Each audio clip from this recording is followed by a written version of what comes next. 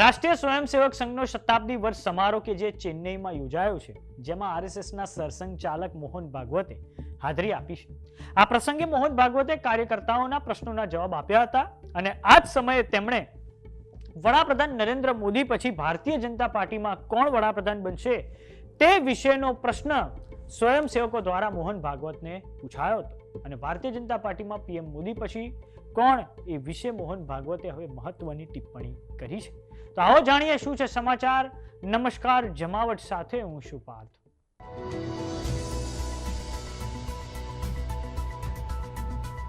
રાષ્ટ્રીય સ્વયંસેવક સંઘનો શતાબ્દી વર્ષ સમારોહ તમિલનાડુની રાજધાની ચેન્નઈમાં યોજાયો છે, જેમાં આરએસએસના સરસંઘચાલક મોહન ભાગવતને સ્વયંસેવકો દ્વારા મહત્વના પ્રશ્ન પૂછવામાં આવ્યા હતા. આ દરમિયાન તેમણે તમિલનાડુ રાજ્યમાં આરએસએસની મર્યાદિત ઉપસ્થિતિ ઉપર પણ ટિપ્પણી કરી છે. મોહન ભાગવતે કહ્યું છે કે તમિલનાડુમાં 100% રાષ્ટ્રવાદની ભાવના રહેલી છે, પરંતુ કેટલીક કૃત્રિમ બાધાઓ આ ભાવનાને સંપૂર્ણ રીતે અભિવ્યક્તિને રોકી રહી છે. તેમણે એમ પણ કહ્યું છે કે આ કૃત્રિમ ગતિરોધ વધુ સમય સુધી ટકશે નહીં અને આપણે તેને ખતમ કરવાની દિશામાં કામ કરવું પડશે.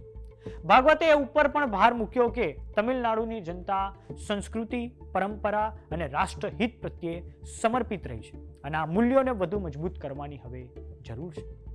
આ ઉપરાંત મોહન ભાગવતને જ્યારે એક સ્વયંસેવક દ્વારા પ્રશ્ન પૂછાયો કે નરેન્દ્ર મોદી પછી ભારતીય જનતા પાર્ટીમાંથી વડાપ્રધાન પદે કોણ હશે, તો આ સવાલનો જવાબ આપતા રાષ્ટ્રીય સ્વયંસેવક સંઘના સરસંઘચાલક મોહન ભાગવતે કહ્યું છે કે અમુક પ્રશ્નો મારા કાર્યક્ષેત્રની બહાર છે, આ માટે કંઈ પણ કહેવાનું રહેતું નથી. હું ખાલી માત્ર શુભકામનાઓ આપી શકું છું, બીજું કંઈ પણ નહીં. મોદીજી પછી કોણ એ વિશે મોદીજી અને ભારતીય જનતા પાર્ટીએ નિર્ણય લેવો પડશે. આમ ભારતીય જનતા પાર્ટીના ભવિષ્યને લઈને મોહન ભાગવતે મહત્વની ટિપ્પણી કરી છે. આ ઉપરાંત મોહન ભાગવતે તમિલનાડુના લોકોને આગ્રહ કર્યો છે કે તેઓ પોતાની માતૃભાષામાં વાતચીત કરે અને પોતાની પરંપરાગત જીવનશૈલીને સંભાળી રાખે.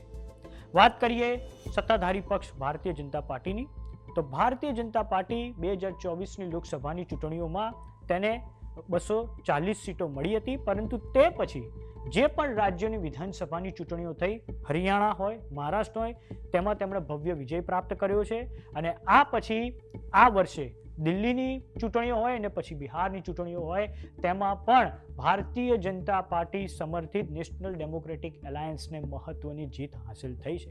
તો થોડાક સમય અગાઉ એનડીએના સાંસદોની મીટિંગ મળી હતી, જેમાં વડાપ્રધાન નરેન્દ્ર મોદીનું ભવ્ય સ્વાગત કરવામાં આવ્યું હતું અને હવે એનડીએની નજર આવતા વર્ષે જે કેરળ, તમિલનાડુ, બંગાળ, અસમ અને પુદ્દુચેરીમાં વિધાનસભાની ચૂંટણીઓ છે તેની પર છે અને હવે ભારતીય જનતા પાર્ટીએ આવતા વર્ષે બંગાળમાં ચૂંટણીઓ જીતવા માટે પોતાની રણનીતિ બનાવવાની શરૂ કરી દીધી છે. તો મોહન ભાગવતના નિવેદનને લઈને આપનું શું માનવું છે અમને કોમેન્ટ બોક્સમાં લખીને જરૂર જણાવો.